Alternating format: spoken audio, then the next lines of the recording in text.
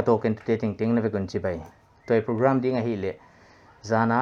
covid-19 positive case thang ni lam ka mu so a hi to kitoni na tu ni tani na ilam ka khopi kim le kyanga positive case som gel leguk phazota waite laka mi som ni legiat dam so atai mani na tuni na ya ikyanga Roslyn hane hoi ama a hi le ilam ka mi pi te laka hei covid-19 kichi boi pi ma positive mu hian masak pe na hi a tuni na ama adam so ata akipa pi hoi ma tunia negative din muna hong ding the a hi na bang ting tuak to hei bang din mun hong tung the na dia chi thiu thoi hei manina ama to holim na nei dinga hoi mai na channel lu ona like saka ona subscribe sak dina ka hon ngen wai na hon hoi tang non piak thi jakina na tunga ki pa thu kon gen Roslyn ama sapeni na e nang le nang entertainment thei chang sen na diuna nong ki introduce thei diam ke kamena hi le Roslyn hane we ya tua ka om na hi le Bolui village ya kan ki pat na hi le Chennai hi Chennai ki pan mo Chennai bang sima ba om menang restaurant mo thei covid-19 ichi bangjidana hong positive khana hi chi na ki thei dan om le nun gen thei diam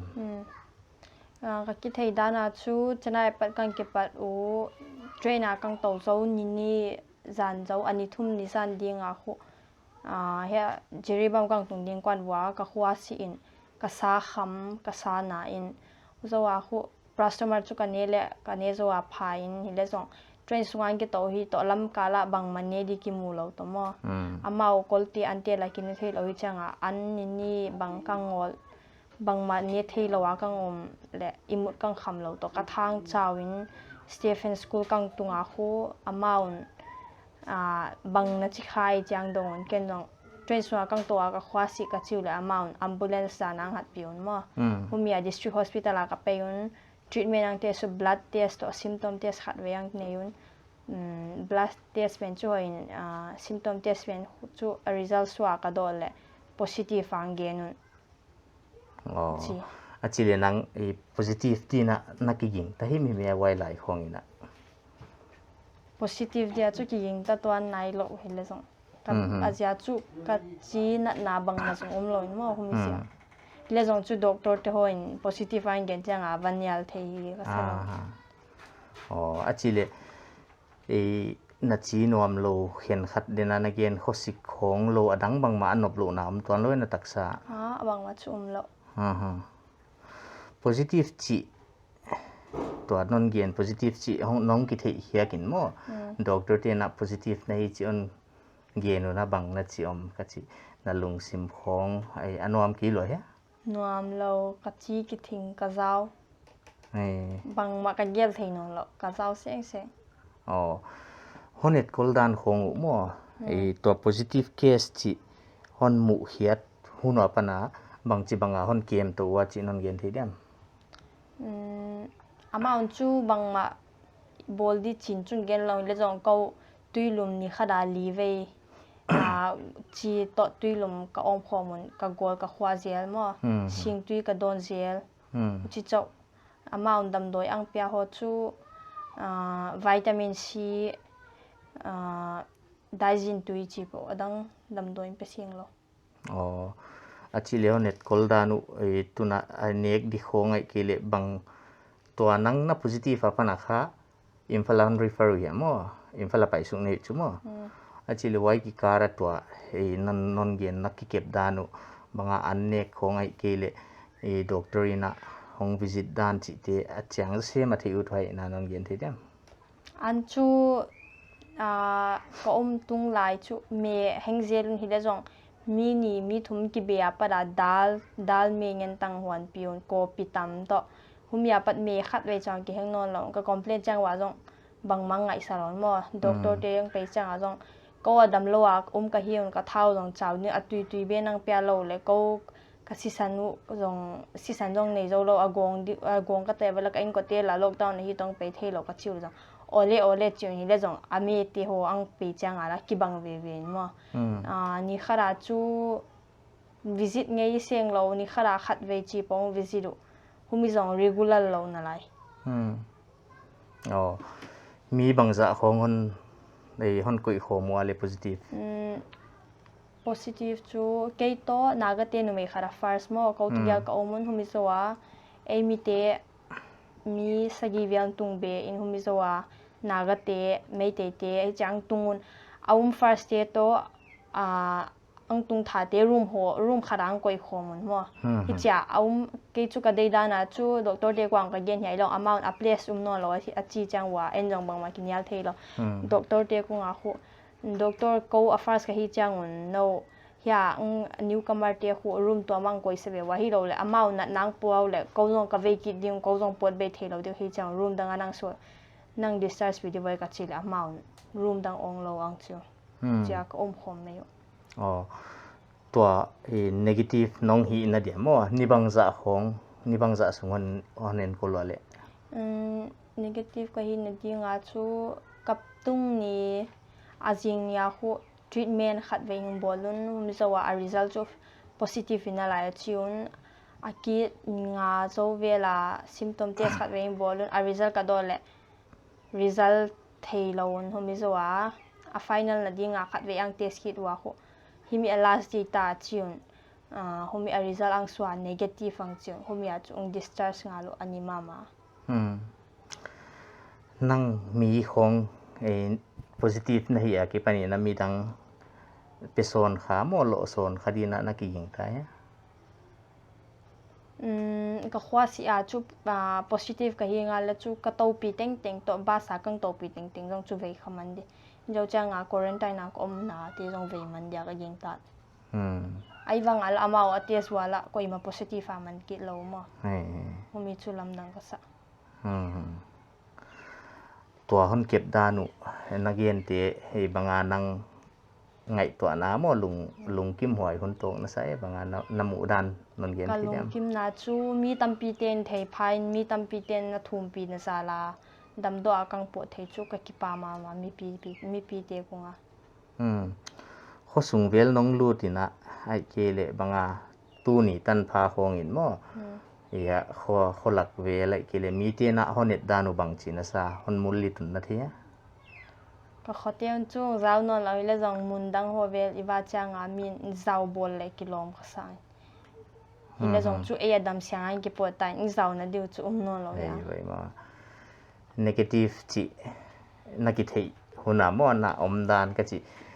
banga na ki pa na I chi yam na lung sima bang khong hong ma sa pe na le ma sa pen chu pasian chi le tua kei bang positive in kia a hing dang ki ging tanon lo tua mi gam dang a te a ve ya chi teu si pe hi chang wa mo ke jong a hing de ka ki ging tanon lo hi le jong dam thei na ka nga chia pasian ku a ki pa thu ga yenin mi pi te ku a ki pa thu mi khat ku nga yen di le chu gen siang zo lo di hi ja a ho mi pi ku nga ki pa thu ga gen mi ten ang pa toy dan bang ka gel chang a ka kia ka ki pa hoa khomoi la vela mo min ambulance akang pe a pa ho velang theo ang ki pa pina teo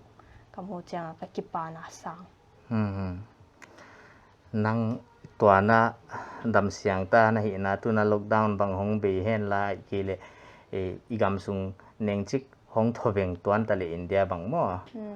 ki non na som dem chinai lama banga na ngai dan chu gen chang thei nai lo tu le tua gen chang bang ma gen chang thei om nai lo mo wai lam na pasip na neng chikon dong leng banga nang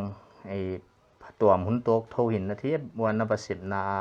in lam te khong sum le pa ya hu gi ge zo na hi sung kwan te di na lo la vel chang a chu abon in chu ha zo lo wi le jong ne khot khat ha je tho kha koi mo dan wa kum bang za khong na ba man na le tu kum to hi le kum thum di ai long tua chu tu kum December ching man lo hi ja kum ni le kim mo COVID-19 to ki saya igam sung tua case som gel le bang positive case bang om to ta pung be zel lai le kilo ma hi na mo he to ki saya poi mo na sak mo nang hung dam khita na hi na nang mi pi ten hei banga panilak di hi mi pi te hei banga iom poimo a hi na chi om te bang le positive case to kisaya mi khen khat et kola na om te bang hei video bang an en kha bang hi le hei banga na ki et ko lu poimo a hi na chi om ten gen thei dem atang pia chu tui vot don lo di tui lum don ding in chi le tui lum mix ding in lo changa ni jingkal ni ta sun changa di khara thum ve ve igong khwa siang ding lo cha jingkal an ne zo ni ta an ne sun zan changa chu tui lum don ding in humi zo changa eima ita sa ki ha siang tho ding I tha rồi sau đi bằng chỉ gen dia mi đam lâu ki sa mi mo thấy mo hute hu cha lo đi I tha hal thei nang exercise la na dim lo lang luma tunga kala zel mo ken chu hu chi mai cha ki at kol seng na tang pi dim lo adam do lo phor hi changa mo tua ei ki gum ngai tua doctor ten ei visit pe lo hi changa en ipoi mo dan dong suya santen na he thot pen ho ve di nei la mo amao kung adam do eni nget tho de hi lo le amao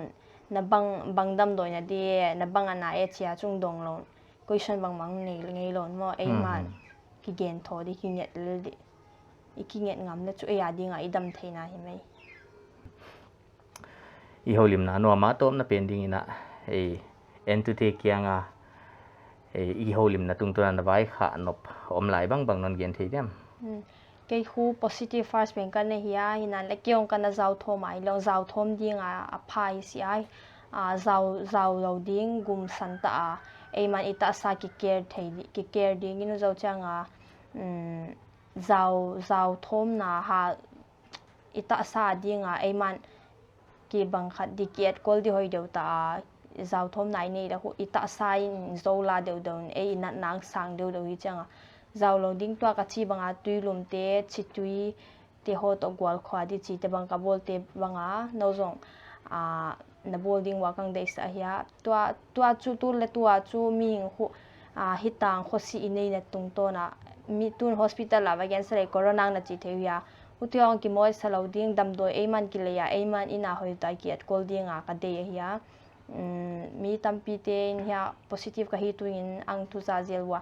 thumna na thei waung chin mi tampi te nang gena mi tampi te thum na nei na sala ke ka negative a kang po do thei te zia in no te tung to na ke pa thu ka hinge na hi ki pau kai ma Roslyn